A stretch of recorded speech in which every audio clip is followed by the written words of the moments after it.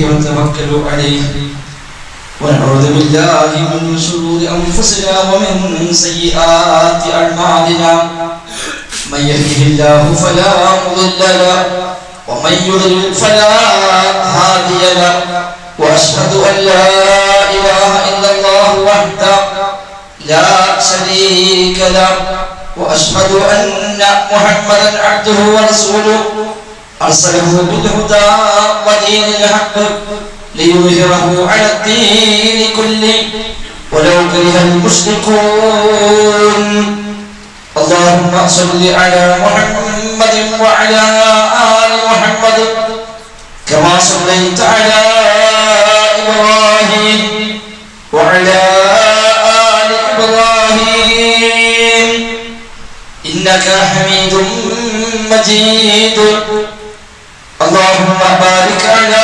محمد وعلى آل محمد كما باركت على إبراهيم وعلى آل إبراهيم إنك حميد مجيد أما بعد فإن خير الكلام كلام الله وخير السنن سنن محمد صلى الله عليه وسلم وشر الأمور محدثاتها وكل محدثة بدعة وكل بدعة ضلالة وكل ضلالة في النار أعوذ بالله من الشيطان الرجيم بسم الله الرحمن الرحيم يا أيها الذين آمنوا اتقوا الله حق تقاته ولا تموتن إلا وأنتم مسلمون بسم الله الرحمن الرحيم وإذا سألك عبادي عني فإني قريب أجيب دعوة الداعي إذا دعان فليستجيبوا لي وليؤمنوا بي لعلهم يرشدون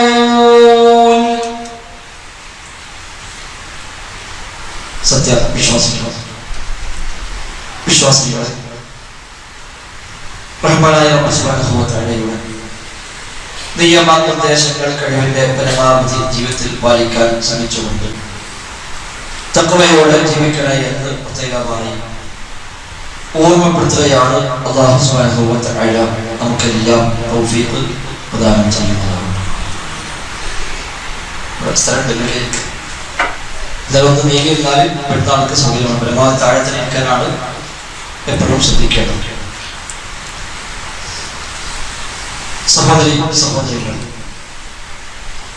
റഹ്മാനായ അല്ലാഹു സുബ്ഹാനഹു വ തആലയുടെ മഹത്തായ തൗഫീഖ് കൊണ്ടുകൊണ്ട് മാത്രം വിശുദ്ധ റമദാനിന്റെ ഇതുവരെയുള്ള ദിനരാത്രങ്ങളെ കുറെയൊക്കെ ഉപയോഗപ്പെടുത്താൻ നമുക്ക് സാധിച്ചു. അൽഹംദുലില്ലാഹ്. അല്ലാഹു തആല നമ്മിൽ നിന്ന് ഖബൂലാക്കുമാറാകട്ടെ.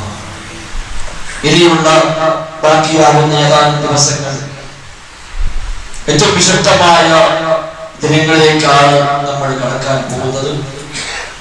അതിനെയും പരമാവധി ഉപയോഗപ്പെടുത്താനുള്ള തൗഫീഖ് നൽകി റബ്ബ് നമ്മയെല്ലാം അനുഗ്രഹിക്കണം. ദുആ ചെയ്യണമെന്ന് പ്രത്യേകമായി പറഞ്ഞേൽപ്പിച്ച ധാരാളം സഹോദരങ്ങളുണ്ട്. ജീവിതത്തിലെ വ്യത്യസ്തങ്ങളായ മേഖലയിലെ വിഷമങ്ങളും പ്രയാസങ്ങളും പറഞ്ഞവർ, രോഗം കൊണ്ട് കഷ്ടപ്പെടുന്നവർ, മറ്റു ജീവിതത്തിലെ വ്യത്യസ്തമായ ആവശ്യങ്ങളെല്ലാം മനസ്സിൽ വെച്ചുകൊണ്ട് പ്രാർത്ഥിക്കണമെന്ന് ആവശ്യപ്പെട്ടവർ, അല്ലാഹു സുബ്ഹാനഹു വ തആല എല്ലാവർക്കും ഖൈറും ബറക്കത്തും നൽകി അനുഗ്രഹിക്കുമാറാകട്ടെ. രോഗികൾക്ക് അല്ലാഹു ശിഫ പ്രദാനം ചെയ്യുമാറാകട്ടെ. വിഷമിക്കുന്ന പ്രയാസപ്പെടുന്ന ആളുകൾക്ക് എല്ലാം അല്ലാഹു തആല ആശ്വാസം നൽകി അനുഗ്രഹിക്കുമാറാകട്ടെ. ഈ പുണ്യ ദിനരാത്രികളിൽ റബ്ബ് സുബ്ഹാനഹു വ തആലയുടെ മാപ്പിന് അർഹത ലഭിക്കുന്ന ഭാഗ്യവാന്മാരിൽ നമ്മയും മാതാപിതാക്കളെയും കുടുംബാംഗങ്ങളെയും എല്ലാം അല്ലാഹു തആല ഉൾപ്പെടുത്തി അനുഗ്രഹിക്കുമാറാകട്ടെ. വിശുദ്ധ ഖുർആൻ രണ്ടാമത്തെ സൂറത്തുൽ ബഖറയിലെ 187-ാമത്തെ വചനമാണ് ഓതി വെച്ചത്. നോമ്പുമായി ബന്ധപ്പെട്ട് സൂറത്തുൽ ബഖറയിൽ 4 ആയത്തുകളാണ് അല്ലാഹു തആല പൊതുവായി പറഞ്ഞത്. നോമ്പ് നിർബന്ധമാണ് എന്നും ആർക്കെല്ലാമാണ് നിർബന്ധമാകുക എന്നും യാത്രക്കാരോ രോഗിയൊക്കെ ആണെങ്കിൽ അവർ മറ്റു സമയത്ത് നോറ്റുകൂട്ടിയാൽ മതിയെന്നും പ്രയാസപ്പെട്ട് ബുദ്ധിമുട്ട് നോക്കാൻ ശേഷിയുള്ളവർ അതിന് പകരം അവർ ഒരു നേരത്തെ ഫിദിയ ഭക്ഷണം നൽകി അവർക്ക് പകരം ചെയ്യാമെന്നും ഒക്കെയുള്ള നിയമങ്ങളാണ് ഈ ആയത്തുകളിൽ പരാമർശിക്കുന്നത്. 3 ആയത്തുകളിൽ നിയമങ്ങൾ പറഞ്ഞതിന് ശേഷം 4-ാമത്തെ ആയത്തിലെ 186-ാമത്തെ വചനം, ആ ആയത്ത് അല്ലാഹു തആല റബ്ബിന്റെ സാമീപ്യം നേടാൻ അതിനെ ഇബാദത്ത് ചെയ്യാനുള്ള ആഹ്വാനമാണ്, തൗഹീദിന്റെ വിളംബരമാണ് 4-ാമത്തെ ആയത്തിൽ ഉള്ളത്. ശേഷം അടുത്ത ആയത്ത് വീണ്ടും നോമ്പുമായി ബന്ധപ്പെട്ട വിഷയങ്ങളാണ്. നോമ്പിന്റെ പകൽ സമയത്ത് പര്യാപ്തത്തിന് ഭക്ഷണങ്ങൾ പാടില്ല എന്നും രാത്രികളിൽ ആകാമെന്നും പകൽ സമയം നോമ്പുകാരനാകണമെന്നും പള്ളികളിൽ എത്തിക്കാഫിക്കണമെന്നും ഒക്കെയാണ് അടുത്ത ആയത്തിൽ അല്ലാഹു തആല പരാമർശിക്കുന്നത്. 4 ആയത്തുകളിൽ നോമ്പിന്റെ വിധിവിലക്കുകൾ പറയുമ്പോൾ 3 ആയത്ത് കഴിഞ്ഞ് 4-ാമത്തെ ആയത്ത് ദൈർഘ്യമേറിയ നോമ്പുമായി ബന്ധമില്ലാത്തതാണെങ്കിലും വിശ്വാസകാര്യവുമായി ബന്ധപ്പെട്ട കാര്യം പറഞ്ഞു. ശേഷം വീണ്ടും നോമ്പിന്റെ കാര്യങ്ങൾ പറഞ്ഞു. ഒരു വിഷയം പറയുന്നതിനിടയിൽ അല്ലാഹു തആല തൗഹീദിന്റെ ഈ ആശയത്തെ ഉൾക്കൊള്ളിച്ചിരിക്കുന്നു. വഇദാ സഅലക ഇബാദി അന്നി ഫഇന്നി ഖരീബ്. നബിയെ, എന്റെ അടിമകൾ എന്നെ കുറിച്ച് താങ്കളോട് ചോദിച്ചാൽ പറഞ്ഞു കൊടുക്കുക നബിയെ, ഞാൻ സമീപസ്ഥനാണ്.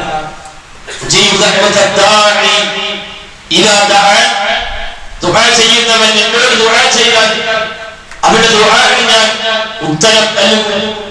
അതിനാൽ ഫൽയസ്തജീബൂലി വൽയുഅ്മിനൂ ബി ലഅല്ലഹും യർശുദൂൻ. അവർ എന്നിൽ വിശ്വാസം അർപ്പിക്കട്ടെ, എന്നോട് അവർ ഉത്തരത്തിനായി തേടട്ടെ എന്നാണ് അല്ലാഹു തആല ആ ആയത്തിൽ പഠിപ്പിക്കുന്നത്. ഏതൊരു ഇബാദത്തും സ്വീകാര്യമാകണമെങ്കിൽ വിശ്വാസം ശരിയാകേണ്ടതുണ്ട്. കഴിഞ്ഞ ഖുതുബയിൽ സൂചിപ്പിച്ചതുപോലെ അടിത്തറയാണ് വിശ്വാസം എന്നത്, അടിവേരാണ് വിശ്വാസം എന്നത്, ജീവനാണ് തൗഹീദ്.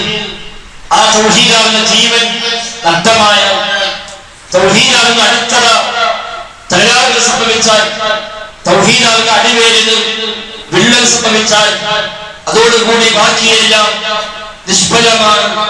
ജീവൻ പോയാൽ ശരീരം പ്രയോജനമില്ലാതായി കാണുന്നത് പോലെ, അടിത്തറ ഇളകിയാൽ എത്ര വലിയ കെട്ടിടവും താഴെ വീഴുന്നത് പോലെ, അടിവേരുണങ്ങിയാൽ എത്ര വലിയ വനവൃക്ഷവും അതോടുകൂടി വാടി കലഞ്ഞ് ഉണങ്ങി അത് വീണു പോകുന്നത് പോലെ തൗഹീദാകുന്ന അടിസ്ഥാനമില്ലാതായാൽ പകൽ മുഴുവൻ നോമ്പെടുത്താൽ പ്രത്യേകിച്ചുകൊണ്ട് കാര്യമില്ല എന്ന സൂചന കൂടി ഈ നിയമങ്ങൾക്കിടയിൽ തൗഹീദിന്റെ വിഷയം പറഞ്ഞുള്ള അല്ലാഹു തആല ഉൾക്കൊള്ളിച്ചിരിക്കുന്നു.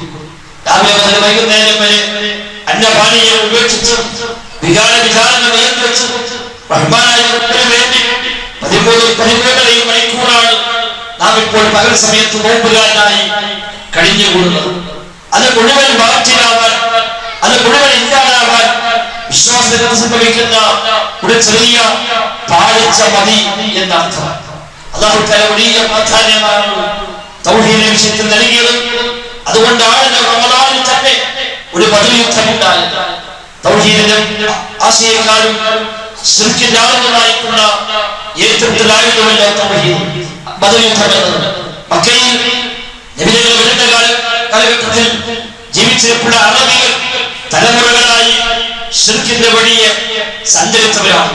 ഇബ്രാഹിം അലൈഹിസ്സലാം ഇറാഖിൽ നിന്ന് മക്കയിൽ വരികയും തന്റെ ഭാര്യയെയും കുഞ്ഞിനെയും മക്കയിൽ താമസിപ്പിക്കുകയും ശേഷം വർഷങ്ങൾ കഴിഞ്ഞ് റബ്ബിന്റെ പ്രകാരം ആ മക്കയിൽ കഅബയെ പടുത്തുയർത്തുകയും ചെയ്തു. പിന്നീട് ആ കഅബയിൽ വെച്ച് തൗഹീദിന്റെ വിളംബരമുണ്ടായി, ഹജ്ജിനായുള്ള ആഹ്വാനമുണ്ടായി. അന്ന് മുതൽ ആ കഅബയിൽ ഹജ്ജ് കർമ്മങ്ങൾ എല്ലാം നടന്നുകൊണ്ടിരിക്കുന്നുണ്ട്. അന്ന് മുതൽ തൗഹീദിന്റെ കേന്ദ്രമാണ് കഅബയെ. ഇബ്രാഹിം നബിയുടെ ശേഷം ഇസ്മായിൽ നബിയും ശേഷം ഇസ്മായിൽ നബിയുടെ ഭാര്യ കുടുംബമായ ജുർഹും കുടുംബവുമാണ് കഅബയുടെ സംരക്ഷണം ഏറ്റെടുത്തു പോകുന്നത്. അന്നൊക്കെ തൗഹീദ് പ്രകാരമാണ് ആ കഅബയെ നിലകൊണ്ടത്. ജുർഹുകാർ കാലക്രമേണ അക്രമികളായി മാറുകയും കഅബയിൽ വരുന്ന ആളുകൾ ചൂഷണം ചെയ്യാൻ അവർ ശ്രമിക്കുകയും കഅബയിൽ വരുന്ന ആളുകളെ സാമ്പത്തികമായി അവർ ചൂഷണം ചെയ്യുന്ന സാഹചര്യം ഉണ്ടാവുകയും ചെയ്യും. അന്നും വിശ്വാസ രംഗത്ത് മാറ്റങ്ങൾ വന്നിട്ടില്ല. കാലക്രമേണ അവരുടെ അനീതിക അക്രമങ്ങൾ പരിധി വിടുകയും അല്ലാഹു തആല ഖുസാഅ ഗോത്രത്തെ അവർക്കെതിരെ അവിടെ വിലക്കുകയും ആ ഖുസാഅക്കാരും ജുർഹുകാരും തമ്മിൽ ഏറ്റുമുട്ടലുണ്ടാവുകയും ഏറ്റുമുട്ടലിൽ ഖുസാഅക്കാർ വിജയിച്ചു, ജുർഹുകാർ പരാജയപ്പെട്ടു. അങ്ങനെ കഅബയുടെ സംരക്ഷണം ഖുസാഅ എന്ന് പറയുന്ന കുടുംബമാണ് പിന്നീട് ഏറ്റെടുത്തത്.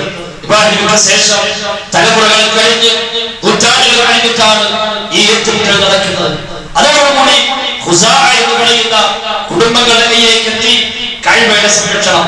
അവർ കഅബയെ സംരക്ഷിച്ചുകൊണ്ട് കൃത്യമായി ഇബ്രാഹിം നബി ഇസ്മായിൽ നബിയെ പഠിപ്പിച്ച അതേ രീതിയിൽ തന്നെ എല്ലാവർക്കും സുന്ദരമായി ശക്തമായി നിർഭയമായി ആരാധനാകർമ്മങ്ങൾ ചെയ്യാവുന്ന കേന്ദ്രമാക്കി കഅബയെ അവർ പുനഃസ്ഥാപിച്ചു. പക്ഷേ തലമുറകൾ പിന്നിട്ടപ്പോൾ അവർക്ക് ചില അപജയങ്ങൾ സംഭവിച്ചു.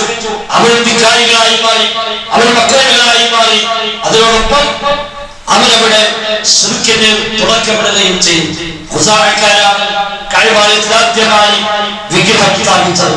ഖുസാഅക്കാരാണ് ആദ്യമായി ഒരു തർബിയത്ത് മാറ്റമടിച്ചത്. ഖുസാഅയിലെ കാരണവരായിരുന്ന അംർ ബിൻ ലുഹൈ ഖുസാഇ എന്ന് പറയുന്ന അംർ എന്ന മനുഷ്യൻ അന്ന് അവിടുത്തെ കാരണവരാണ്. മക്കയിലെ ഇല്ലാതില്ല അന്ന് അംറാണ്. അംർ പറഞ്ഞതിനപ്പുറത്ത് പിന്നെ മറ്റൊരു അഭിപ്രായമാരും പറയുകയില്ല. ആ നിലക്ക് സ്വീകാര്യനായ ആളായിരുന്നു അംർ ബിൻ ലുഹൈ. ആ അംറാണ് ആദ്യമായി വിഗ്രഹാരാധന കൊണ്ടുവരുന്നത്. ആ കാലഘട്ടങ്ങളിൽ കച്ചവടാവശ്യാർത്ഥം അംർ പല രാജ്യങ്ങളിലേക്കും യാത്ര പോകാറുണ്ട്.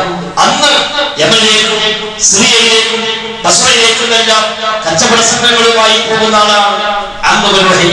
അത്തരം യാത്രയിലാണ് സിറിയയിൽ വെച്ച് അവർക്ക് പ്രാർത്ഥിക്കുമ്പോൾ മുമ്പിൽ ചില പ്രതിമകൾ വെച്ച് പ്രാർത്ഥിക്കുന്നതായി അംർ കാണുന്നത്. അദ്ദേഹം ചോദിച്ചു, എന്താണ് അല്ലാഹുവോട് ദുആ ചെയ്യുമ്പോൾ മുമ്പിൽ ഒരു പ്രതിമ ഉണ്ടാക്കി വെച്ചത്? അവര് പറഞ്ഞു, ഇതൊക്കെ ഞങ്ങളുടെ തൊട്ടുമുമ്പ് തലമുറകൾ ജീവിച്ചു മരിച്ചുപോയ മഹാന്മാരായ ആളുകളുടെ രൂപങ്ങളാണ്.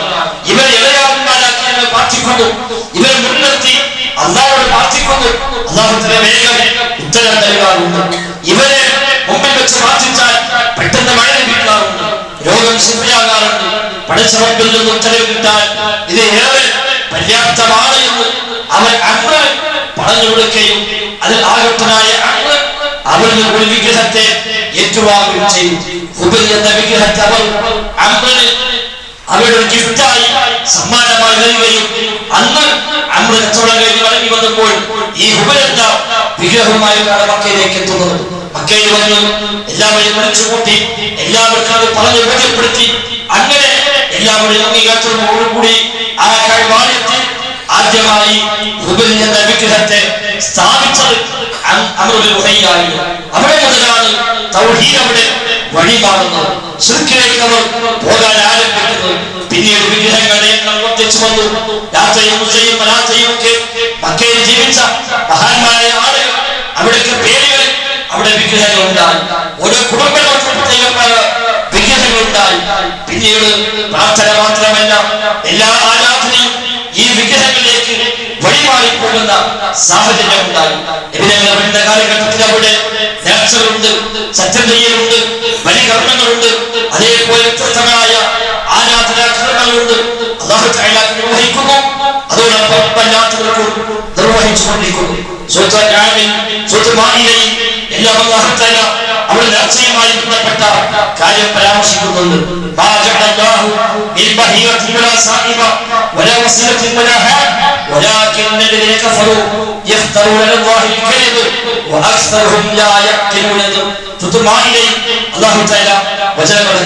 അഥവാ അവരുടെ നേർച്ചമൃഗങ്ങളായ ബഹീറ, സായിബ, വസീല, ഹാം ഇവയൊന്നും അല്ലാഹു തആല നിശ്ചയിച്ചതല്ല. അവിശ്വാസികൾ വ്യാജമായ അല്ലാഹുവിന്റെ പേരിൽ കെട്ടിയുണ്ടാക്കുകയാകുന്നു എന്നാണ് ആയത്തിന്റെ ആശയം. അന്നുള്ള നേർച്ചമൃഗങ്ങളുടെ പേരാണ് ബഹീറ എന്ന മൃഗം, സായിബ എന്ന മൃഗം, വസീല എന്ന മൃഗം, ഹാം എന്ന മൃഗം. പലരുടെയും പേരിൽ ലാത്തയുടെ പേരിൽ, ഉസ്സയുടെ പേരിൽ, മനാത്തയുടെ പേരിൽ, ഇബ്രാഹിമിന്റെ പേരിൽ, ഇസ്മായിലിന്റെ പേരിൽ എല്ലാ മൃഗങ്ങളെ നേർച്ചയാക്കിക്കൊണ്ട് ആ മൃഗങ്ങളെ അയച്ചുവിടുകയും പിന്നീട് ആ മഹാന്മാർക്ക് വേണ്ടി അതിനെ ബലി ഇറക്കുകയും ചെയ്യുന്ന രീതി അന്നവിടെ വ്യാപകമായിരുന്നു. അതിന് പ്രത്യേകമായി തയ്യാറാക്കപ്പെട്ട പ്രദേശങ്ങൾ പോലും ഉണ്ടായിരുന്നു. ബലിക്ക് വേണ്ടി പ്രത്യേകമായി തയ്യാറാക്കിയ സ്ഥലങ്ങൾ അവിടെ കൊണ്ടുപോയി ഇത്തരം മൃഗങ്ങളെ ബലി അറുക്കാറുണ്ട്. സത്യം ചെയ്യാറുള്ളവർ ഈ മഹാന്മാരുടെ പേരിൽ അവരുടെ കവിതകളിൽ കാണാം.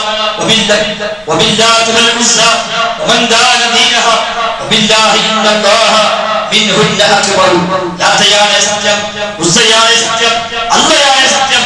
അല്ലാഹു തആല ഇവരെല്ലാം വലിയവനാകുന്നു. അല്ലാഹു അക്ബറാകുന്നു. ഏറ്റവും വലിയ അള്ളയാണ്. ലാത്ത താഴെയാണ്, ഉസ്സ താഴെയാണ്. ഉസ്സ മഹാനാണ്, ലാത്ത മഹാനാണ്. ആ ലാത്തയാണ് സത്യം, ഉസ്സയാണ് സത്യം, പടച്ചറബ്ബാണ് സത്യം.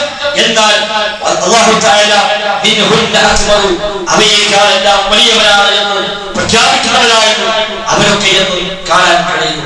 കൃഷി ഉണ്ടാകുമ്പോൾ ആ കൃഷിയുടെ ഒരു വിഹിതം അല്ലാഹുവിന്റെ വേണ്ടി അവർ നേർച്ചയാക്കുമായിരുന്നു. മറ്റൊരു വിഹിതമാകട്ടെ അല്ലാഹു തആലയ്ക്ക് വേണ്ടിയും അവർ നേർച്ചയാക്കുമായിരുന്നു. സൂറത്തുൽ ആനിൽ അല്ലാഹു തആല പരിചയപ്പെടുത്തിയിട്ടുണ്ട്. വജഅലു ലില്ലാഹി മിമ്മാ ദറഅ മിൻ ഹസ്ബുൽ അൻആമി നസീബ വഖാലു ഹാദാ ലില്ലാഹി ബിസഅമിഹിം വഹാദാ ലിശുറകാഇന. കന്നുകാലികളിൽ നിന്ന് കൃഷിയിലൊക്കെ ഒരു വിഹിതം അവർ അല്ലാഹു തആലയ്ക്ക് വേണ്ടി മാറ്റിവെച്ചു.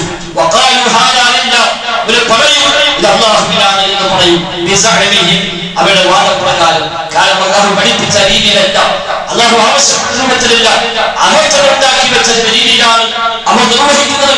അതിനാൽ അവരുടെ വാദപ്രകാരം അത് അല്ലാഹുവിനാണ്. വഹാദാ ലിശുറകാഇന, മറ്റൊന്ന് അവരുടെ പങ്കുകാർക്കുമായിരുന്നു എന്നാണ്.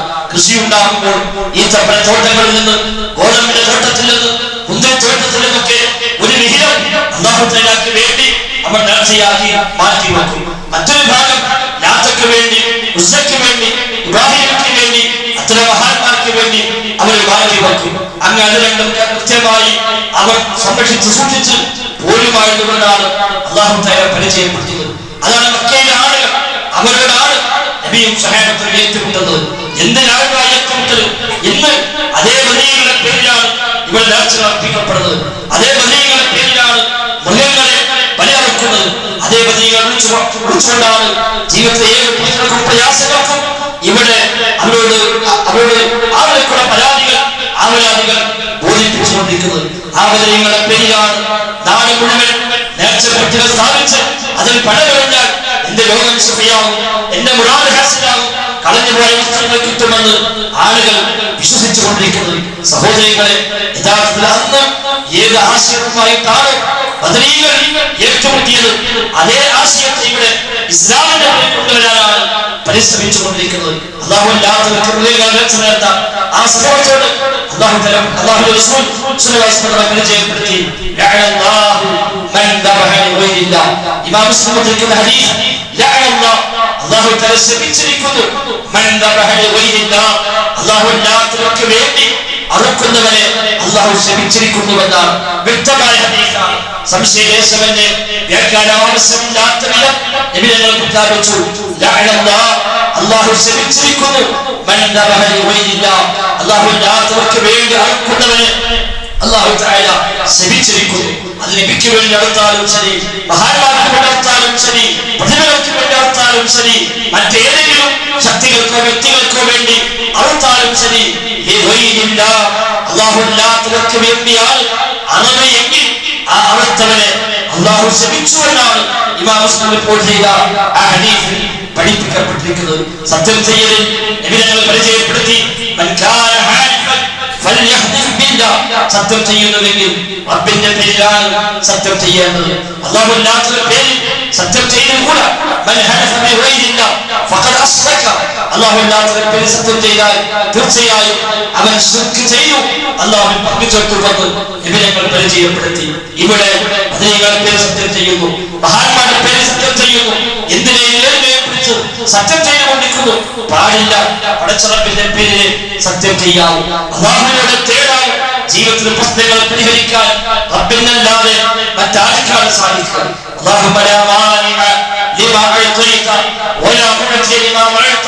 അല്ലാഹുവേ നീ നൽകിയാൽ തടയാൻ ആരുമില്ല, ഈ തടഞ്ഞാൽ നൽകാനുമില്ല. ഇതാണ് ബദരീകളുടെ പ്രഖ്യാപനം, അതാണ് വിശ്വാസം. അതേ സമയത്ത് ഇവിടെ എന്തൊരു പേരും അവരെ വിളിച്ചു തേടിയാൽ മതി എന്നാണ് സമൂഹത്തിൽ പഠിപ്പിച്ചുകൊണ്ടിരിക്കുന്നത്. മറ്റുള്ള മടങ്ങലും ബദരീങ്ങളാൽ ബർക്കത്തിനാൽ പാടിപ്പോകുന്ന തലമുറയായി ഈ ഉമ്മത്ത് മാറിക്കഴിഞ്ഞു. എല്ലാ രോഗങ്ങളും മറ്റുള്ള ദീനമടങ്ങളും മറ്റെല്ലാ ദീനങ്ങളും എല്ലാ രോഗങ്ങളും ബദരീകളെ കൊണ്ട് ശിഫ നൽകണേ എന്നാണ് ഇവിടെ പ്രാർത്ഥിക്കുന്നത്. ബദരീകളിൽ പലരും പ്രാഗ് ബാധിച്ചാണ് മരിച്ചത്, മറ്റു പലരും വസൂൽ ബാധിച്ചാണ് മരിച്ചത്. അതേപോലെ ബുദ്ധിമുട്ടുകൾ, കഷ്ടപ്പാടുകൾ, രോഗങ്ങൾ, പ്രയാസങ്ങൾ എല്ലാം അവരെ വിളിച്ചു തേടിയാൽ ശിഫയാകുമെന്നാണ് നാലപ്പാട്ടുകൾ മൗലിദുകളൊക്കെ പഠിപ്പിച്ചുകൊണ്ടിരിക്കുന്നത്. ദേഹം വലഞ്ഞോലി പേരിനെ ചൊല്ലുകയും തീരുമുലമേ ശിഫയാകുമെന്നോ അവരെന്നാണ്. എന്ത് പ്രയാസം വന്നാലും ശരി, ശാരീരികമാകട്ടെ, മാനസികമാകട്ടെ, പൈശാചികമാകട്ടെ, ഏത് പ്രയാസം വന്നു ദേഹം വലഞ്ഞവൻ, ശാരീരികമായ പ്രയാസമുള്ളവൻ ഈ പേര് ചൊല്ലിയാൽ, ബദരീകളുടെ പേര് ചൊല്ലിയാൽ തീരുമുലമേ ശിഫയാകുമെന്നോ അവർ. ആ പേര് ചൊല്ലി തീരും മുമ്പ് ശിഫ കിട്ടുമെന്നാണ് എഴുതി പഠിപ്പിച്ചിരിക്കുന്നത്. അതേപോലെ കടം കൊണ്ട് കുടുങ്ങിയാളെ പറ്റിയും അതുകൊണ്ടൊരു കാലം കടം കൊണ്ട് കുടുങ്ങിയ ഒരാൾ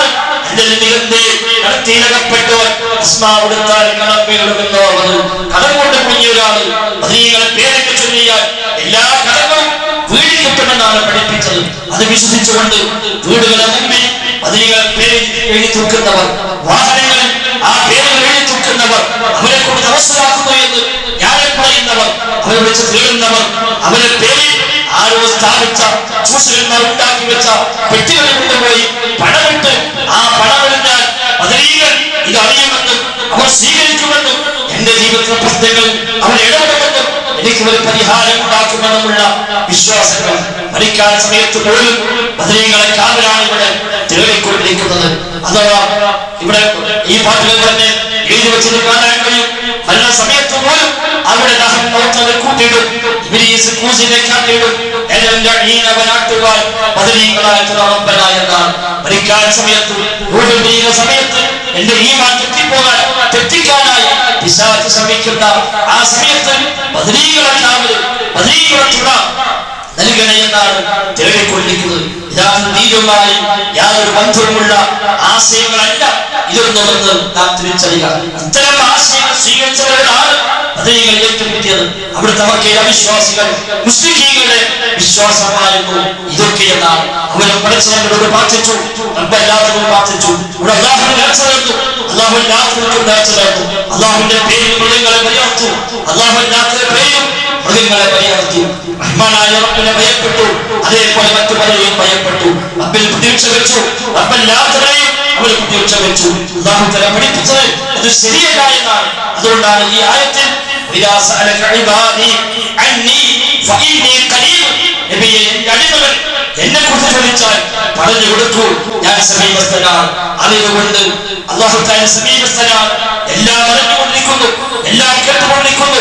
എവിടുന്ന് വിളിച്ചാലും വിളി കേൾക്കുന്നവരാണ് അല്ലാഹ്. സമയം പ്രശ്നമല്ല, അതേ പ്രദേശ പ്രശ്നമല്ല, ഭാഷ പ്രശ്നമല്ല, എവിടുന്ന് വിളിച്ചാലും ശരി വിളിച്ചവന് പ്രാർത്ഥിച്ചവന് ഞാൻ ഉത്തരം ചെയ്യുമെന്നാണ്. വിളിച്ചു പ്രാർത്ഥിക്കുന്നവൻ എന്നോട് ദുആ ചെയ്താൽ ആ ദുആക്ക് ഞാൻ ഉത്തരം ചെയ്യാമെന്നാണ്. ലോകത്ത് വിളിച്ചാലും കേൾക്കുന്നവൻ അല്ലാഹുവാണ്, ആ ദുആക്ക് ഉത്തരം നൽകുന്നവൻ അല്ലാഹുവാണ്. ഏത് ഭാഷയിൽ വിളിച്ചാലും, ഏത് ആവശ്യം വിളിച്ചാലും, ഏത് നാട്ടിൽ വിളിച്ചാലും ശരി എല്ലാ വിളികളെയും കേട്ടറിഞ്ഞ് ഉത്തരം ചെയ്യാൻ കഴിയുന്നവൻ അല്ലാഹു തആല മാത്രമാണ്. ഒരു സൃഷ്ടിക്കും സാധ്യമല്ല, ഒരു മഹാനും സാധ്യമല്ല, ഒരു പ്രവാചകനും സാധ്യമല്ല, ഒരു വലിയനും സാധ്യമല്ല, ഒരു ഷഹീദിനും സാധ്യമല്ല എന്ന് മാത്രമല്ല ഈ പറയപ്പെട്ട ബദരീകളും ഉഹദീകളും ഹുനൈനീകളും ഖന്ദഖീകളും അടക്കമുള്ള സുഹദാക്കന്മാരൊക്കെ ജീവിതത്തിൽ രോഗം കൊണ്ട് പരീക്ഷിക്കപ്പെട്ടവരാണ്, കടം കൊണ്ട് പ്രയാസപ്പെട്ടവരാണ്. ജാബിർ ബിൻ അബ്ദുല്ലാഹ് റളിയല്ലാഹു അൻഹു, ബിലാൽ അബ്ദുല്ലാഹ് റളിയല്ലാഹു അൻഹു ഉഹദിൽ ഷഹീദായവരാണ്. ആ ഉഹദിലേക്ക് പോകുമ്പോൾ തലേന്ന് രാത്രി വാപ്പമാരെ വെച്ച് നൽകുന്ന വസിയത്തുകൾ ഇമാം മുസ്ലിം റഹിമഹുല്ലാഹ് രേഖപ്പെടുത്തിയിട്ടുണ്ട്. വാപ്പ പറയുന്ന പോലെ നാളെ ഉഹദാണ്, ഞാനും നാളെ ഉഹദിലേക്ക് പോകുന്നു. നാളെ ഉഹദിലേക്ക് പോയാൽ നാളെ തന്നെ കൊല്ലപ്പെടുമെന്നാണ് ഞാൻ പ്രതീക്ഷിക്കുന്നത്. എന്റെ ആഗ്രഹം അതാണ്, എന്റെ പ്രതീക്ഷയാണ്. നാളെ ഉഹദിൽ ഷഹീദാകണമെന്നാണ് എന്റെ ആഗ്രഹം. എന്റെ കൂടെ കൊണ്ടുപോകാൻ എനിക്ക് താല്പര്യമുണ്ട്. ജാബിർ എന്ന മകൻ പിതാവിന് അബ്ദുല്ലാഹ്ക്ക് ഒറ്റ ആൺകുട്ടിയേ ഉള്ളൂ, ബാക്കി 6 പെൺമക്കളാണ്. ജാബിർ എന്ന മകനാണ് ആകെയുള്ളത്.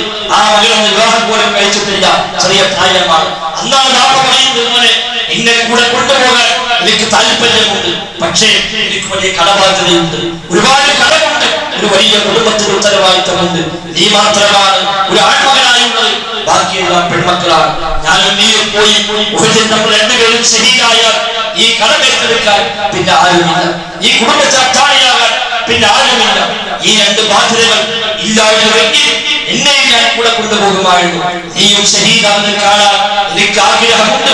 അതുകൊണ്ട് വാപ്പ നാളെ പോകും, വാപ്പ നാളെ ഷഹീദാവും. അങ്ങനെ വാപ്പ ഷഹീദായാൽ ഈ കടം മോൻ ഏറ്റെടുക്കണം, ഈ കുടുംബത്തിന് ഉത്തരവാദിത്തം മോൻ ഏറ്റെടുക്കണം എന്ന് പറഞ്ഞ് വസിയത്ത് ചെയ്തുകൊണ്ടാണ് വാപ്പ പിറ്റേ ഉഹദിലേക്ക് പോയത്. ആ ഉഹദിൽ വെച്ച് ആ വാപ്പ ഷഹീദായി. അബ്ദുല്ലാഹ് റളിയല്ലാഹു അൻഹു ആ കടം വീടാൻ ആ പല പേരും ചൊല്ലിയിരിക്കുകയല്ല അദ്ദേഹം ചെയ്തത്. കടം വിട്ടാൻ കഴിയാതെ അദ്ദേഹം പ്രയാസപ്പെട്ടുവെന്ന് ഹദീസ് ഗ്രന്ഥങ്ങളിൽ കാണാം. ഒരു വലിയ കുടുംബത്തിന് ഉത്തരവാദിത്തമുണ്ട്, അത് തന്നെ സാധിക്കുന്നില്ല, കടം വിട്ടാൻ കഴിയുന്നില്ല. ഒരിക്കൽ നബിതങ്ങൾ മദീന പള്ളിയിൽ വരുമ്പോൾ ജാബിർ ബിൻ അബ്ദുല്ലാഹ് റളിയല്ലാഹു അൻഹു ആ പള്ളി അങ്ങനെ വിഷമിച്ചുകൊണ്ടിരിക്കുകയാണ്. നബിതങ്ങൾ ചോദിച്ചു, എന്താണ് ജാബിർ, നീ അറാക മഹ്സൂന, താങ്കൾ വല്ലാത്ത വിഷമത്തിലാണല്ലോ, എന്തു പറ്റി, എന്താണ് ഇത്ര ടെൻഷൻ? ജാബിർ പറഞ്ഞു, താങ്കൾക്കറിയാമല്ലോ എന്റെ വാപ്പ ഷഹീദായതാണ്. വാപ്പ പോകുമ്പോൾ എന്നെ ഏൽപ്പിച്ച വലിയ കടബാധ്യതയുണ്ട്. ആ കടബാധ്യത എനിക്ക് വീട്ടാൻ കഴിയുന്നില്ല, കടക്കാർ ചോദിച്ചുകൊണ്ടിരിക്കുന്നു, വല്ലാത്ത വിഷമത്തിലാണ്. ഇവരങ്ങൾ ചോദിച്ചു, എന്താണ് വരുമാന മാർഗമുള്ളത്? ഈത്തപ്പഴത്തോട്ടമുണ്ട്, വാപ്പ ഉണ്ടാക്കി ഈത്തപ്പഴത്തോട്ടമുണ്ട്, അതാണ് കുടുംബത്തിന്റെ വരുമാനം. അതുകൊണ്ട് കുടുംബത്തിന്റെ കാര്യങ്ങൾക്ക് തന്നെ മതിയാകുന്നില്ല. നബിതങ്ങൾ ജാബിറിനെയും കൂട്ടി ആ തോട്ടത്തിലേക്ക് ചെന്നു. ആ തോട്ടത്തിലെത്തി നബിതങ്ങൾ അവിടെ ബറക്കത്തിന് വേണ്ടി ദുആ ചെയ്തു.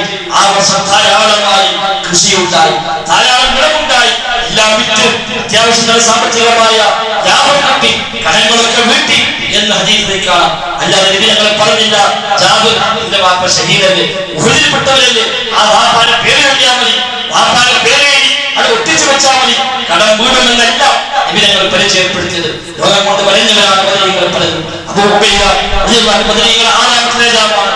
പ്രായം ബാധിച്ചാണ് അദ്ദേഹം മരണപ്പെടുന്നത്. അദ്ദേഹം സിറിയയിൽ പോവുകയും ആ പ്രദേശത്തൊന്നാകെ പ്രായം വ്യാപകമായി കൊണ്ടുവന്ന വാർത്തറിയിച്ചപ്പോൾ ഉമർ ഖത്താബാണ് അദ്ദേഹത്തെ പറഞ്ഞയച്ചത് ഒരു ദൗത്യവുമായി കൊണ്ട്. ആ പോയതിനു ശേഷമാണ് ഉമർ ഖത്താബ് വിളിക്കുന്നത്, അവിടെ ആ പ്രായം പഴങ്ങ് പിടിക്കുന്നുണ്ട്. അപ്പോൾ ഉബൈദയ്ക്കും ആ പ്രായം ബാധിക്കുമ്പോഴേക്കും ഉമർ ഖത്താബ് ഭയപ്പെട്ടു. ഉമർ ഖത്താബ് ഉടനെ കത്തയച്ചു. അബൂ ഉബൈദയ്ക്ക് ഒരു കത്ത് കൊടുത്തയച്ചു പറഞ്ഞു, ഈ കത്ത് കിട്ടിയാൽ എത്രയും വേഗം തിരിച്ചു വന്ന് എന്നെ കാണണമെന്ന് മാത്രമാണ് കത്തിലുള്ളത്, എന്താണെന്ന് എഴുതിയിട്ടില്ല. അപ്പോൾ എനിക്ക് മനസ്സിലായി ആ നാട്ടിലെ പ്രായത്തിൽ നിന്ന് എന്നെ രക്ഷപ്പെടുത്താൻ വേണ്ടി ഉമർ ഖത്താബ് ചെയ്ത പണിയാണ്, അതിനെ പ്രത്യേകിച്ച് പറയാനൊന്നുമില്ല. അബൂ ഉബൈദ തിരിച്ചു വന്നയച്ചു.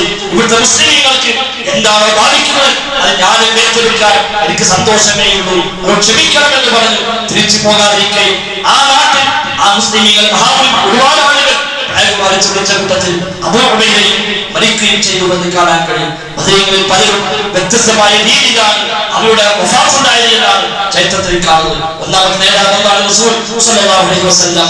പട്ടിണികളും പ്രയാസപ്പെട്ടവരാണ് നബിതങ്ങൾ. പലപ്പോഴും ഖുതുബയിൽ നാം സൂചിപ്പിച്ചതാണ്, 2 മാസം തീ കത്താത്ത വീടായിരുന്നു നബിതങ്ങളുടെ വീട് എന്ന്. രാത്രി കടന്ന് ഉറക്കമില്ലാതെ നബിതങ്ങൾ പുറത്തേക്ക് ഇറങ്ങിയ സംഭവങ്ങളുണ്ട്. വിശന്ന് കുളിഞ്ഞിട്ട് ഉറങ്ങാൻ കഴിയുന്നില്ല. അതാണ് ബദരീകളുടെ രണ്ടാമത്തെ നേതാവിന്റെ അവസ്ഥ. രണ്ടാമത്തെ നേതാവ് അബൂബക്കർ സിദ്ദീഖ് റളിയല്ലാഹു അൻഹു ആണല്ലോ. അദ്ദേഹത്തിന്റെ പട്ടിണി മൂലം മെലിഞ്ഞൊട്ടി ശരീരമൊക്കെ വല്ലാതെ പ്രയാസപ്പെട്ട് അവസാനം നബിയെ ഒരിക്കൽ പറയുന്നുണ്ട്, എലിയാനയ്ക്ക് താഴെ പോയ വസ്ത്രം നരകത്തിലാണെന്ന് പറയുമ്പോൾ കരയിൽ നബിയെ ഞാൻ വസ്ത്രം കൊടുത്താൽ എത്ര ശ്രദ്ധിച്ചാൽ അറിയാതെ ചിലപ്പോ ഇറങ്ങിപ്പോകുന്ന നബിയെ, കാരണം തുണി കൊടുത്തിട്ട് നിൽക്കുന്നില്ല, വയറ് ഒട്ടിയതുകൊണ്ട് തുണി നിൽക്കുന്നില്ല നബിയെ, അതുകൊണ്ട് ഞാനും നരകാവകാശിയാകുമോ എന്ന് നബിയോട് വന്ന് സങ്കടം പറയുന്ന അബൂബക്കർ സിദ്ദീഖാണ്. ബദരീകളെ രണ്ടാമത്തെ നേതാവ്. മൂന്നാമത്തെ നേതാവ് ഉമർ ഖത്താബ് റളിയല്ലാഹു അൻഹു ശത്രുക്കളെ കുത്തേറ്റാണല്ലോ ഷഹീദാകുന്നത്. നിസ്കരിക്കാതിരിക്കുമ്പോഴാണ് നബിയുടെ ഭാഗത്ത് ഒരു പാലക്കപ്പുറത്ത് ഒരു ശത്രു വന്ന് കാത്തിരിക്കുകയും ഉമർ ഖത്താബ് നമസ്കാരം ആരംഭിച്ച് ഖുർആൻ ഓതാൻ തുടങ്ങുമ്പോഴാണ് കയറി വന്ന് ഉമർ ഖത്താബിനെ നെഞ്ചിൽ കുത്തുകയും ആ കുത്തേറ്റ് വീട് വലിയ പരിക്കേറ്റ് അദ്ദേഹം ഉമർ ഖത്താബ് പിന്നീട് ഷഹീദാവുകയും ചെയ്യുന്നു. ഇതാണ് ബദരീകൾ. നാലാമത്തെ നേതാവ് ഉസ്മാൻ അഫ്ഫാൻ റളിയല്ലാഹു അൻഹു ആണ്. അദ്ദേഹത്തെ ശത്രുക്കൾ വീട്ടു തടങ്കലിലാക്കി, വീട് കടഞ്ഞു. ദിവസങ്ങളോളം പുറത്തിറങ്ങാൻ പോലും സമ്മതിച്ചില്ല. മദീന പള്ളിയുടെ നേരെ അപ്പുറത്താണല്ലോ ഉസ്മാൻ അഫ്ഫാന്റെ വീട്. ഇന്നും നമുക്കറിയാം മദീന പള്ളി നബിയുടെ ഖബറിന്റെ ഭാഗത്ത് സലാത്തെല്ലാം പോയാൽ അവിടുന്ന് പുറത്തേക്ക് ഇറങ്ങേണ്ട വാതിൽ, ആ വാതിലിന്റെ ഇടതുഭാഗത്താണ് ഉസ്മാൻ അഫ്ഫാന്റെ വീടുണ്ടായിരുന്നത്. ആ വീട്ടിൽ അദ്ദേഹത്തെ തടങ്കലിലാക്കി, പുറത്തിറങ്ങാൻ സമ്മതിക്കുന്നില്ല, ഭക്ഷണം പോലും നൽകുന്നില്ല. ആ പള്ളിയിൽ ജമാഅത്ത് നമസ്കാരം നടക്കുന്നു. ഇമാം ഉസ്മാൻ അഫ്ഫാനാണ്, ഖുത്ബ വായിക്കുന്ന ഖതീബ് ഉസ്മാൻ അഫ്ഫാനാണ്. പക്ഷെ പള്ളിയിലേക്ക് വരാൻ പോലും സമ്മതിക്കുന്നില്ല. ആ നിലയ്ക്ക് വീട്ടിൽ തടവിലാക്കി അവസാനം വീടിന്റെ വാതിൽ ചവിട്ടി പൊളിച്ച് അകത്ത് കടന്ന് തന്റെ കയ്യിലുള്ള ഈ തപ്പല മട്ടൽ കൊണ്ട് ഉസ്മാൻ അഫ്ഫാനെ തലക്ക് വെച്ച് തല പൊട്ടി പിളർന്ന് മുസ്തഫിലേക്ക് തല വെച്ചുകൊണ്ട് മുസ്തഫും നാല് രക്തത്തിൽ കുളിച്ചുകൊണ്ടാണ് ഉസ്മാൻ അഫ്ഫാൻ വഫാത്താകുന്നത്.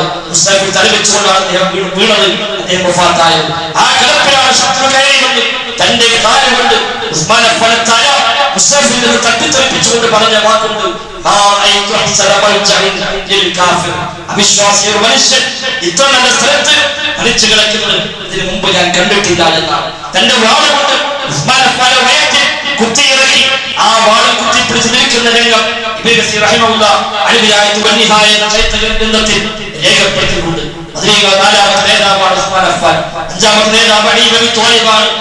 അദ്ദേഹം സുബഹിക്ക് പള്ളിയിലേക്ക് പോകുമ്പോഴാണ് കുത്തേറ്റത്. അദ്ദേഹത്തിന് പതിവുണ്ട് സുബഹിക്ക് നേരത്തെ ഇറങ്ങും. പോകുന്ന വഴിക്കുള്ള എല്ലാ വീട്ടുകളെയും വിളിച്ചുകൊണ്ടുകൊണ്ടാണ് പോവുക. നിസ്കാരത്തിന് സമയമായി, സുബഹിക്ക് സമയമായി എന്ന് ഓർമ്മപ്പെടുത്തി പോകുന്ന വഴിക്ക് വിളിച്ചുകൊണ്ട് അദ്ദേഹം അങ്ങനെ പോകും. ആ പോകുന്ന പോക്കിലാണ് മാറി നിന്ന ശത്രു കഥാരകളുടെ കുത്തുകയും ആഴത്തിൽ മുറിവേൽക്കുകയും ആ മുറിവേറ്റ് വന്ന് 17 ദിവസം രോഗിയായി കിടക്കുകയും അവസാനം അദ്ദേഹം ഷഹീദാവുകയും ചെയ്തു. ഇതൊക്കെ ബദരീകൾ നേതാക്കന്മാർ. ഇവിടെ അവന്റെ പേര് പറഞ്ഞാൽ കടം വീടും, പട്ടിണി ഒഴിവായി കിട്ടും, രോഗങ്ങളാകും, ഖുർആൻ ഹാസിലാകും, എന്തൊരു പേരും ബദരീകളെ എന്ന് വിളിച്ചാൽ ഓടിയെത്തും, സഹായിക്കും, രക്ഷപ്പെടുത്തുമെന്നാണ് ഇവിടെ സമുദായം വിശ്വസിച്ചുകൊണ്ടിരിക്കുന്നത്. മാലപ്പാട്ടുകൾ മൗലികൾ ഏതോ ഷിയാക്കളെ പഠിപ്പിച്ച ജൂതന്മാർ ഉണ്ടാക്കിവിട്ട സൂഫി വഴിയുടെ തുരീഖത്തിലൂടെ പ്രചരിപ്പിക്കപ്പെട്ട വിശ്വാസം എന്നല്ലാതെ വിശുദ്ധ ഖുർആൻ പരിചയപ്പെടുത്തിയ, പ്രവാചകൻ പരിചയപ്പെടുത്തിയ വിശ്വാസമല്ല സഹോദരങ്ങളെ. ഇതൊന്നും നോമ്പ് കാലത്ത് ഈ വക ശിർക്കിന്റെ പിന്നാലെ പോയി പകൽ മുഴുവൻ പട്ടിണി കിടന്ന ഈ പട്ടിണി മാത്രം ബാക്കിയാകുമെന്നല്ലാതെ നോമ്പ് സ്വീകാര്യമാവുകയില്ല, നിസ്കാരം സ്വീകരിക്കപ്പെടുകയില്ല. വിശുദ്ധ ഖുർആൻ സൂറത്തുൽ 65 ആയത്തിൽ പരിചയപ്പെടുത്തി ശിർക്ക് ചെയ്താൽ എല്ലാ അമലും ബാത്തിലായി പോകുമെന്നാണ്. മുഴുവൻ ബാത്തിലായി പോകും. ശിർക്കോട് കൂടി എല്ലാം വ്യർത്ഥമായി. നിസ്കാരവും നോമ്പും സകാത്തും ഹജ്ജും ദാനധർമ്മങ്ങളും ദുആവും സ്വലാത്തും ഖിറാഅത്തും അടക്കമുള്ള എന്തെല്ലാം ഇബാദത്ത് ഏതെല്ലാം അമലുകൾ ചെയ്തുവോ അത് മുഴുവൻ ബാത്തിലാവാൻ ഒരൽപ്പം ശിർക്ക് സംഭവിച്ചാൽ മതി. അതുകൊണ്ട് വഇദാ സഅൽക ഇബാദി അന്നി ഫഇന്നി ഖരീബ് ഉജീബു ദഅവത്തദ്ദാഇ ഇദാ ദഅൻ. ഓമുമായി ബന്ധപ്പെട്ട 4 ആയത്തുകൾ അല്ലാഹു ഇറക്കിയപ്പോൾ 3 ആയത്തുകൾ പറഞ്ഞു, പിന്നെ തൗഹീദ് പറഞ്ഞു, പിന്നെയാണ് 4ാമത്തെ ആയത്ത് പറഞ്ഞത് തൗഹീദിന്റെ പ്രാധാന്യമാണ് സഹോദരങ്ങളെ അത് അറിയിക്കുന്നത്. അതുകൊണ്ട് നോമ്പിനെ നഷ്ടപ്പെടുത്താതിരിക്കുക. അതിന്റെ പേരിലും അല്ലാത്ത പേരിലുമൊക്കെ ഈ റമദാനിൽ പോലും അല്ലാഹുവിലേക്ക് കൈനീട്ടുന്നവർ, അല്ലാഹുവിനോട് പ്രാർത്ഥിക്കുന്നവർ, അല്ലാഹുവിന്റെ പേരിൽ രക്ഷപ്പെടുവാനുകൾ സമർപ്പിക്കുന്നവർ, അത് പുണ്യമായി കാണുന്നവർ തിരിച്ചറിഞ്ഞാൽ രക്ഷപ്പെടാൻ ഇല്ലേ ഇത് പാരത്രികമായ നഷ്ടമാണ് ഉണ്ടാക്കുകയെന്ന് നാം തിരിച്ചറിയുക. അല്ലാഹു തആല ശരിയായ വിശ്വാസം സ്വീകരിച്ച് മുഅ്മിനീകളായി മുഅ്മിനുകളായി ജീവിച്ചു മരിക്കാൻ തൗഫീഖ് നൽകുമാറാവട്ടെ. ആമീൻ. അൽഹംദുലില്ലാഹ്. نحمده ونستعينه ونؤمن به ونتوكل عليه اللهم صل على محمد وعلى آل محمد كما صليت على إبراهيم وعلى آل إبراهيم إنك حميد مجيد സഹോദരങ്ങളെ സഹോദരന്മാരെ റഹ്മാനായ റബ്ബിന്റെ കൽപ്പന നിർദ്ദേശങ്ങളെ കഴിവിന്റെ പരമാവധി ജീവിതത്തിൽ പാലിക്കാൻ ശ്രമിച്ചുകൊണ്ട് തഖ്വയോടെ ജീവിക്കണേ എന്ന് പ്രത്യേകമായി ഓർമ്മപ്പെടുത്തുകയാണ് റബ്ബ് സുബ്ഹാനഹു വ തആല നമുക്കെല്ലാം തൗഫീഖ് പ്രദാനം ചെയ്യുന്നു. നിൽക്കുന്നുണ്ട് നമ്മുടെ ചെയ്താൽ അവർക്ക് കരിക്കാം. വിശുദ്ധ റമദാനിന്റെ ഏറ്റവും മഹത്വമേറിയ ദിവസങ്ങളിലേക്കാണ് നമ്മൾ ഇനി കടക്കുന്നത്. ഇന്ന് റമദാൻ 18 അവസാന പത്ത് എന്നത് നമുക്കെല്ലാം അറിയാവുന്ന പോലെ ഏറ്റവും മഹത്വമേറിയ ധാരാളമായി നന്മകൾ പ്രതീക്ഷിക്കാവുന്ന ദിവസങ്ങളും സമയങ്ങളുമാണ് ഇനി അമ്മയിലേക്ക് കടന്നു വരുന്നത്. ആ തരത്തിലുള്ള ഒരു മുന്നൊരുക്കം തീർച്ചയായും ഈ അവസാന ദിവസങ്ങളിൽ നാം നിർവഹിക്കേണ്ടതുണ്ട് എന്ന് എന്റെയും നിങ്ങളെയും ഒക്കെ പ്രത്യേകം ആവർത്തിച്ച് ഓർമ്മപ്പെടുത്തുകയാണ്. റസൂലുള്ളാഹി സ്വല്ലല്ലാഹു അലൈഹി വസല്ലമ ഏറ്റവും അധികം നന്മകളെ സമ്പന്നമാക്കിയത് അവസാന 10 ദിവസങ്ങളിലാണ്. നബിയുടെ ആ ദിവസങ്ങളിൽ ആളുകളുമായുള്ള ബന്ധങ്ങൾ പോലും ഒഴിവാക്കി പള്ളിയിൽ തന്നെ വന്ന് കൂടുമായിരുന്നുവെന്ന് കാണാൻ സാധിക്കും. പള്ളിയിൽ പ്രത്യേകമായ ഒരു ടെന്റ് പോലെ തുണി കൊണ്ട് മറച്ചു കെട്ടി അതിനുള്ളിലേക്ക് കയറി ആരുമായും ഇടപെടാതെ റസൂലുള്ളാഹി സ്വല്ലല്ലാഹു അലൈഹി വസല്ലം പടച്ചറപ്പുമായി മനസ്സിനെ ബന്ധിപ്പിച്ചുകൊണ്ടാണ് പ്രവാചക ഇത്തികാഫ് ഉണ്ടായത്. ഇത്തികാഫ് എന്നാൽ റബ്ബിന്റെ ത്വഅത്തിനായി അവന് വഴിപ്പെടാനായി പരിപൂർണമായി മാറിയിരിക്കുക എന്നതാണ് ഇത്തികാഫ് കൊണ്ട് അർത്ഥമാക്കുന്നത്. പ്രബലമായ സുന്നത്തായി പഠിപ്പിക്കപ്പെട്ട ഒന്നാണ് ഇത്തികാഫ്. ഇത്തികാഫ് റമദാനിൽ മാത്രമല്ല, എപ്പോഴും ആകാം, ഏത് സമയത്തുമാകാം. ഇത്ര സമയത്തൊന്നുമില്ല. അല്പസമയം ബാക്കി കഴിഞ്ഞ് പള്ളിയിൽ വന്ന് കൂടാം. ഇത്തികാഫിന്റെ നിയത്തോട് ഒരു ദിവസം കൂടാം, ഒരു രാത്രി കൂടാം, ഒരു പകല് കൂടാം, ഏത് പള്ളിയിലുമാകാം. ജമാഅത്തുള്ള ഏത് പള്ളിയിലും ഇത്തികാഫിന്റെ നിയത്തോടു കൂടി വന്നിരിക്കാം. അല്ലാഹുവിനെ ഇബാദത്ത് ചെയ്യാൻ, അവനെ സ്മരിക്കാൻ, ദുആയും മുഴുകാൻ, ഖുർആൻ ഓതാൻ, നിസ്കരിക്കാൻ ഒക്കെയായി പള്ളികളിൽ തന്നെ വന്ന് കൂടുക. അതാണ് ഇത്തികാഫ് കൊണ്ട് ഉദ്ദേശിക്കുന്നത്. റസൂലുള്ളാഹി സ്വല്ലല്ലാഹു അലൈഹി വസല്ലമ വഫാത്താകുന്നത് വരെ അവസാന 10 പള്ളിയിൽ വന്ന് കൂടാറുണ്ട്. ഇമാം ബുഖാരി മുസ്ലിം റഹിമഹുല്ലാഹു ഉദ്ധരിക്കുന്ന ഹദീസിൽ കാണാം. ثم اعتكف ازواجه من بعده നബിയുടെ വഫാത്തിന് ശേഷം നബിയുടെ ഭാര്യമാർ ആ ഇത്തികാഫ് തുടർന്നു എന്നാണ് ഹദീസിൽ കാണുന്നത്. നബി വഫാത്തായപ്പോൾ നബിയുടെ കഴിഞ്ഞു, പക്ഷേ ഭാര്യമാർ അവസാനിപ്പിച്ചിട്ടില്ല. വരും വർഷങ്ങളിൽ നബിയുടെ ഭാര്യമാർ നബിയുടെ കാലത്തുള്ള പോലെ തന്നെ നബിയുടെ ശേഷവും നബിയുടെ ഭാര്യമാർ പള്ളിയിൽ വന്ന് കൂടാറുണ്ട് എന്നാണ് ഹദീസിൽ പഠിപ്പിക്കപ്പെടുന്നത്. അപ്പൊ നമ്മളും തന്നെ അവസാന ഭർത്താക്കൾ കഴിവനുസരിച്ച് പള്ളിയുമായി ബന്ധം സ്ഥാപിക്കാൻ ശ്രമിക്കുക. ഇത്തികാഫിന്റെ നിയത്തുണ്ട് എങ്കിൽ പിന്നെ പള്ളിയിൽ നിന്ന് പുറത്തു പോകാൻ പാടില്ല. 10 ദിവസം ഒന്നാകെ ഒരാൾ പള്ളിയിൽ വന്ന് ഇത്തികാഫിന്റെ നിയത്തില്ല എങ്കിൽ 20 വൈകുന്നേരം മഗ്‌രിബോട് കൂടി പള്ളിയിലേക്ക് എത്താം. ഞായറാഴ്ച ഇൻഷാ അല്ലാഹ് റമദാൻ 20 അപ്പൊ അന്ന് മഗ്‌രിബോട് കൂടി പള്ളിയിലേക്ക് എത്താം. പിന്നെ റമദാൻ 29 ആസപ്രതി കാണുകയോ അല്ലെങ്കിൽ 30 പൂർത്തിയായാൽ 30ന്റെ മഗ്‌രിബിന് ശേഷമോ ആണ് പള്ളിയിൽ നിന്ന് പുറത്തിറങ്ങേണ്ടത്. അതിനു മുമ്പ് പള്ളിയിൽ നിന്ന് പുറത്തിറങ്ങാതെ പള്ളിയിൽ തന്നെ കൂടുക, അതാണ് ഇത്തികാഫ്. അടിസ്ഥാന ആവശ്യങ്ങൾക്ക് പോകാം, മലമൂത്ര വിസർജനം ചെയ്യാൻ, അതേപോലെ കുളിക്കാൻ, ഉദു ചെയ്യാൻ, ഇനി ഭക്ഷണം പള്ളിയിൽ വെച്ച് കഴിക്കാൻ സൗകര്യം ഉണ്ടെങ്കിൽ അവിടെ കഴിക്കുക. ഇല്ലേ തൊട്ടപ്പുറത്ത് ഭക്ഷണം കഴിക്കാൻ പോകേണ്ടതുണ്ടെങ്കിൽ പോകാം. ഇത് ഒഴിവാക്കി ബാക്കി എല്ലാ സമയവും പള്ളിയിൽ തന്നെ കൂടുക, അതാണ് ഇത്തികാഫ്. രാപ്പകൽ ഭേദമല്ല.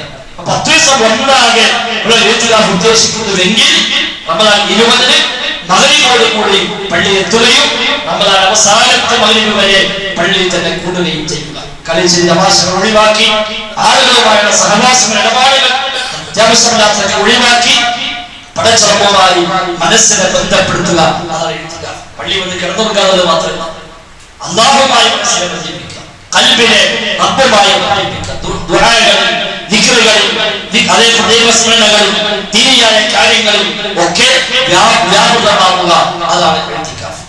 ഇനി ഒരാൾക്ക് അങ്ങനെ 10 ദിവസം ഒന്നാലും കൂടാൻ കഴിയില്ല, പകൽ മാത്രമേ കഴിയും. ഇതിലാവാം എല്ലാ പകലും അയാൾ പള്ളിയിൽ വന്ന് കൂടും. ഈ പകൽ കഴിയില്ല, രാത്രി മാത്രമേ കഴിയും. ഇത് അങ്ങനെ അയാൾ തീരുമാനിക്കും, എല്ലാ രാത്രിയും ഞാൻ പള്ളിയിൽ ഇത്തികാഫിരിക്കാൻ നിയ്യത്താക്കി എന്ന് വെച്ച് കഴിഞ്ഞാൽ അവസാനത്തെ എല്ലാ രാത്രിയും ഏതെങ്കിലും പള്ളിയെ വന്ന് കൂടുക. 10 ദിവസം ഒന്നാമത് ഇരിക്കുന്നുവെങ്കിൽ ജുമുഅയുള്ള പള്ളിയായിരിക്കണം. 10 ദിവസം രാവും പകലും മൊത്തം പള്ളിയിൽ ഇരിക്കാനാണ് ഉദ്ദേശമെങ്കിൽ ജുമുഅയുള്ള പള്ളിയാവും. അല്ലെങ്കിൽ ജുമുഅയിൽ പങ്കെടുക്കാൻ വേണ്ടി ഇറങ്ങി മറ്റൊരു പള്ളിയിലേക്ക് പോകേണ്ടി വരും. അത് ഇത്തികാഫിന്റെ തുടർച്ചയെ ബാധിക്കുന്ന കാര്യമാണ്. രാത്രി മാത്രമാണ് എങ്ങും ജുമുഅയില്ലാത്ത പള്ളി അവിടെ കൂടാ, പകൽ മാത്രമാണ് അവിടെ കൂടാ, ഒറ്റയായ ദിവസങ്ങളിൽ മാത്രമാണ് ആ പള്ളി കൂടാ. പറഞ്ഞു പള്ളികളിൽ വചനമിരിക്കുന്നവരായിരിക്കും.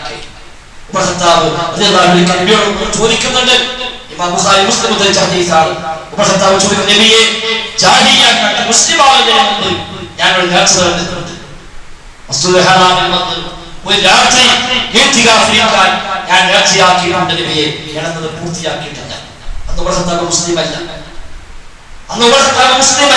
അപ്പൊ ആ കാലത്ത് അവർക്ക് പതിവുണ്ട് മസ്ജിദുൽ ഹറാമിൽ ഇത്തികാഫിരിക്കലുമുണ്ട്, അതുപോലെ നേർച്ചയാക്കലുമുണ്ട് മുസ്ലിം അല്ലാത്ത കാലത്ത്. അപ്പൊ അന്ന് ആ കാലത്ത് ഞാൻ നേർച്ചയാക്കിയതാണ് ഒരു രാത്രി മസ്ജിദുൽ ഹറാമിൽ ഇത്തികാഫിരിക്കാൻ. പക്ഷെ അതിവിടെ പൂർത്തിയാക്കിയിട്ടില്ല. കാര്യങ്ങൾ കഴിഞ്ഞു, ഇനി എന്ത് വേണം നബിയെ, അത് പൂർത്തിയാക്കണമോ? നബി ഞങ്ങൾ പറഞ്ഞു, എന്റെ നേർച്ചയെ പൂർത്തിയാക്കുക. അങ്ങനെ മസ്ജിദുൽ ഹറാമിൽ ഒരു രാത്രി ഇത്തികാഫിരുന്നു എന്ന് കാണാൻ കഴിയും. അപ്പൊ എത്ര ചുരുങ്ങിയ സമയം ഇത്തികാഫാവാം. പരമാവധി മറ്റുമില്ല, ചുറ്റുപാടുകൾ ഒഴിവായി ഇബാദത്തിനായി തന്നെ കൂടുക. അതാണ് ഇത്തികാഫ് കൊണ്ട് അർത്ഥമാക്കുന്നത്.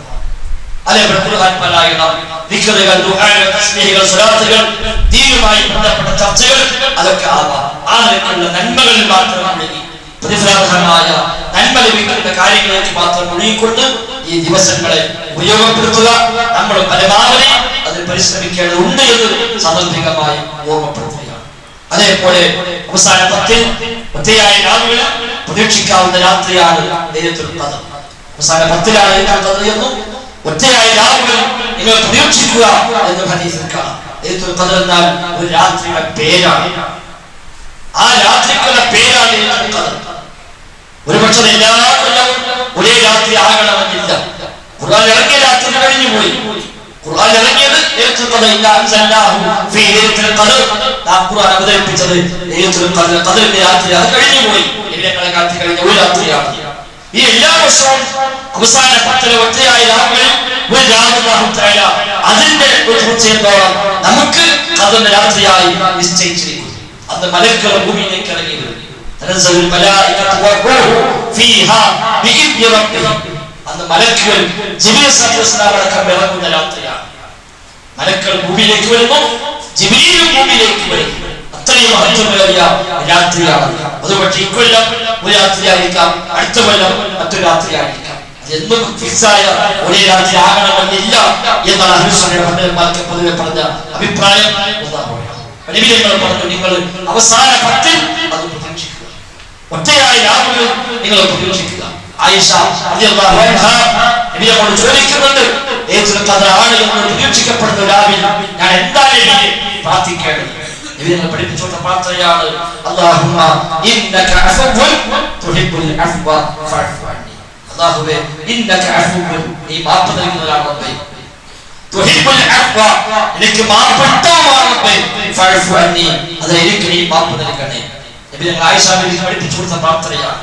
ആ ദുആ വർദ്ധിപ്പിക്കുക. അല്ലാഹു ദുആകളുമാവാം. അല്ലാഹുമ്മ ഇന്നക അഫ്വുൻ തുഹിബ്ബുൽ അഫ്വ ഫഅഫു അന്നി. അല്ലാഹുവേ, നീ മാപ്പ് നൽകുന്നവനാണ്, മാപ്പ് നൽകുന്നത് നിനക്ക് ഇഷ്ടമാണ്, നീ എനിക്ക് മാപ്പ് നൽകുക. അല്ലാഹു ഇഷ്ടമാണ് അടിമകൾക്ക് മാപ്പ് കൊടുക്കുക. തെറ്റു ചെയ്തവരെ മാപ്പ് കൊടുക്കൽ അല്ലാഹു ഇഷ്ടമാണ്. അല്ലാഹുവേ, പൊറുക്കണേ എന്ന് പറഞ്ഞാൽ, ഫഅഫു അന്നി എന്ന് പറഞ്ഞാൽ അഫ്വ് നൽകാൻ അല്ലാഹുക്ക് ഏറെ ഇഷ്ടമാണ്. മാപ്പ് ചോദിക്കുക. നമുക്കെല്ലാം ഒരുപാട് മാപ്പുകൾ ചോദിക്കാറുണ്ട്. കഴിഞ്ഞകാല ജീവിതത്തെ പറ്റി ഒരു ആത്മപരിശോധന നാം നടത്തുക. അംർ ഇബ്നു ആസ് റളിയല്ലാഹു അൻഹു പ്രഗത്ഭനായ സ്വഹാബിയാണ്.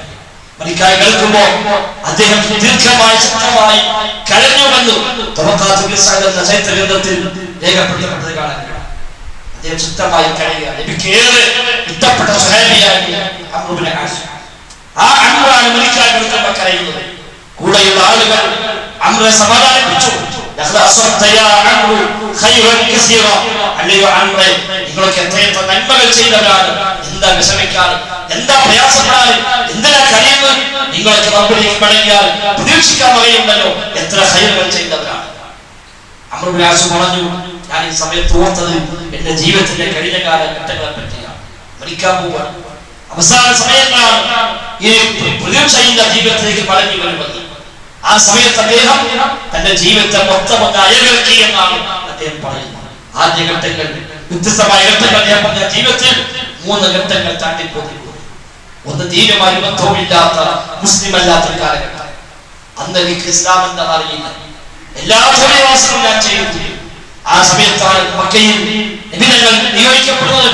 നബിതങ്ങൾ വന്നപ്പോൾ നബിയുടെ ഏറ്റവും വലിയ എതിരായി ഞാനായി. എനിക്ക് നബിയെ അത്രമേൽ വെറുപ്പായിരുന്നു. പലപ്പോഴും നബിതങ്ങൾ നടന്നു പോകുന്ന വഴികളിൽ ഞാൻ മാറി നിന്നുകൊണ്ട് നബിയെ ഒറ്റയ്ക്ക് കിട്ടിയാൽ കൊണ്ടുകളയാമല്ലോ എന്ന് കരുതി തക്കം പാർത്ത് കാത്തിരുന്ന മനുഷ്യനാണ് ഞാൻ. അന്ന് എനിക്ക് അവസരം കിട്ടിയില്ല നബിയെ കൊല്ലാൻ. അന്നെങ്ങാനും ഞാൻ മരിച്ചിരുന്നുവെങ്കിൽ ഞാൻ നരകാവകാശിയാകുമായിരുന്നു. അന്നാണ് എന്റെ മരണമെങ്കിൽ ഞാൻ നരകത്തിൽ പോകുമായിരുന്നു തീർച്ചയായും. അങ്ങനത്തെ ഒരു ഘട്ടം കഴിഞ്ഞു പോയിട്ടുണ്ട്. രണ്ടാമത്തെ ഘട്ടം ഞാൻ ഇസ്ലാം സ്വീകരിച്ചു. നബിയെ വന്ന് കണ്ടു, നബിയുടെ കൈ പിടിച്ചു, നബിയുമായി ബൈഅത്ത് ചെയ്തു, നബിക്ക് സന്തോഷം വാർത്ത അറിയിച്ചു. ഇസ്ലാമിലേക്ക് വന്നാൽ കഴിഞ്ഞ കാല ജീവിതത്തിലെ പാപങ്ങളെല്ലാം പുറത്തു കിട്ടുമെന്ന് എനിക്ക് അല്ലാഹുവിന്റെ റസൂൽ സന്തോഷം വാർത്ത തന്നു. അങ്ങനെ കഴിഞ്ഞ കാല ജീവിതത്തെ പറ്റി എനിക്ക് ബേജാറാകാനില്ല, ഒന്നാം ഘട്ടം പേടിക്കാനില്ല.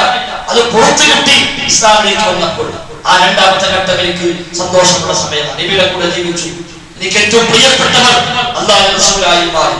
അങ്ങേയറ്റം ഇഷ്ടമായി എനിക്ക് നബിയെ. ആ ഇഷ്ടത്തിന്റെ ആധിക്യം കാരണം നബിയുടെ മുഖത്തേക്ക് കണ്ണു നിറയെ നോക്കാൻ പോലും എനിക്ക് സാധിക്കുമായിരുന്നില്ല. അത്രയും എനിക്ക് നബിയോട് ഇഷ്ടമായി. നബി ഞങ്ങൾ പല ദൗത്യങ്ങൾക്കും എന്നെ പറഞ്ഞയച്ചു. അതെല്ലാം ഭംഗിയായി ഞാൻ ചെയ്തു. അല്ലാഹുവിന്റെ റസൂൽ എന്നെ ഇഷ്ടമായി, എനിക്ക് റസൂലിനെ ഇഷ്ടമായി.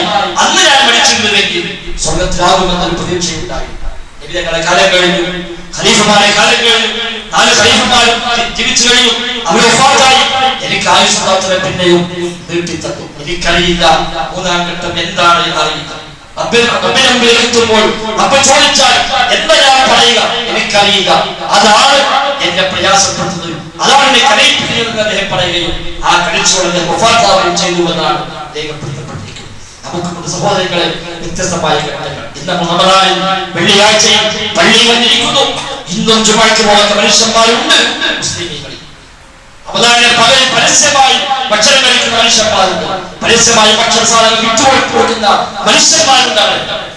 നമുക്കൊരു പക്ഷേ പലർക്കും അത്തരം ഘട്ടം കഴിഞ്ഞു പോയിട്ടുണ്ടാകാം. സംസ്കാരമില്ലാത്തൊരു കാലം, നോമ്പെടുക്കാത്തൊരു കാലം, ഒരുപാട് കാലത്ത് സകാത്ത് പോലും കൊടുക്കാൻ ബാക്കിയുള്ളത്. അന്ന് അങ്ങനത്തെ ചിന്തയേ ഇല്ല.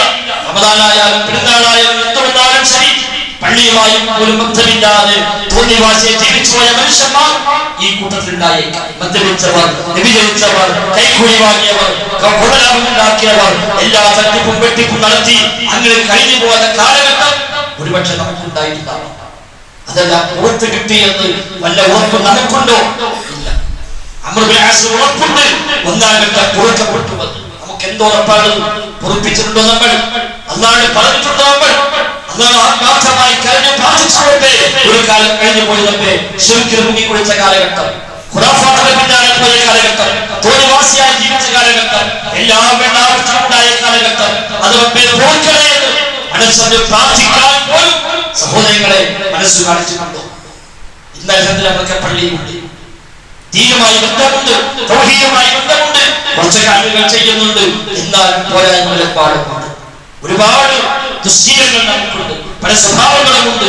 പലതും ഇപ്പോൾ തുറന്നുകൊണ്ടിരിക്കുന്നത് തെറ്റാണ് അറിഞ്ഞിട്ടും തെറ്റിന് കൊള്ളുന്നവർ, പലിശയാണെന്നറിയാം പലിശയുടെ പിന്നാലെ പോകുന്നവർ, ചെയ്യാൻ പാടില്ല എന്നറിയാം എന്നിട്ടും ചെയ്യുന്നവർ, വേണ്ടാവൃത്തികൾ, അനാവശ്യങ്ങൾ, തോന്നിവാസങ്ങൾ ജീവിതത്തിൽ നിലനിർത്തി പോകുന്നവർ, തൽക്കാലം റമദാനായി പൂർത്തിവെച്ചവർ, ആ റമദാനിൽ പോലും പൂർത്തിവെക്കാത്തവർ എല്ലാം ഉണ്ട് നമ്മുടെ കൂട്ടത്തിൽ.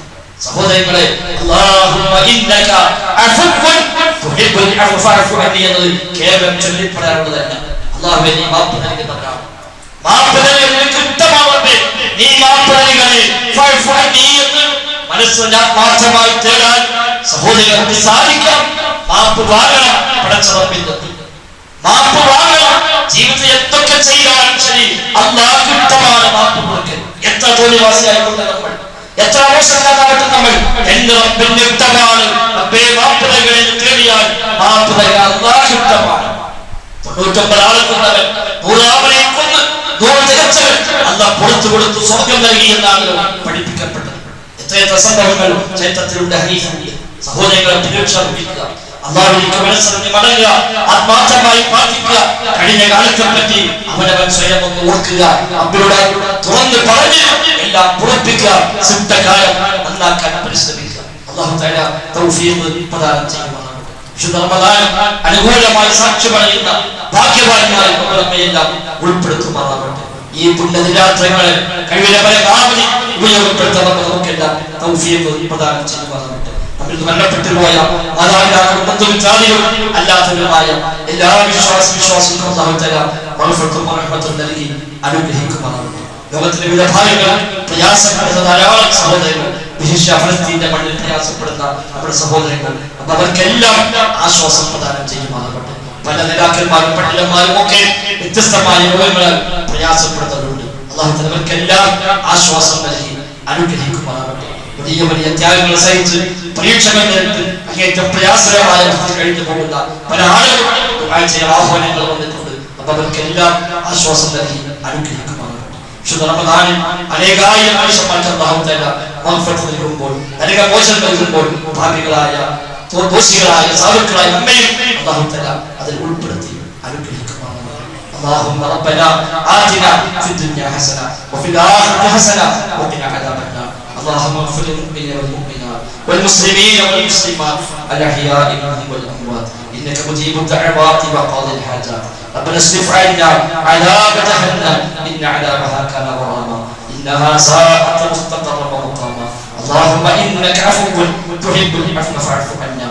اللهم إنك عفو تحب العفو فاعف عنا. اللهم إنك عفو تحب العفو فاعف عنا. اللهم اجعل هذا الشهر الشريف العظيم شاهدا لنا لا شاهدا علينا، واجعله حجة لنا ولا حجة علينا. اللهم اعتق رقابنا ورقاب آبائنا وأمهاتنا من النار يا أرحم الراحمين. اللهم اشف مرضانا ومرضى المسلمين وارحم موتانا وموتى المسلمين. اللهم ربنا تقبل منا، ربنا تقبل منا، ربنا تقبل منا إنك أنت السميع العليم وتب علينا إنك أنت التواب الرحيم. وصلى الله وسلم على محمد وآله وصحبه أجمعين.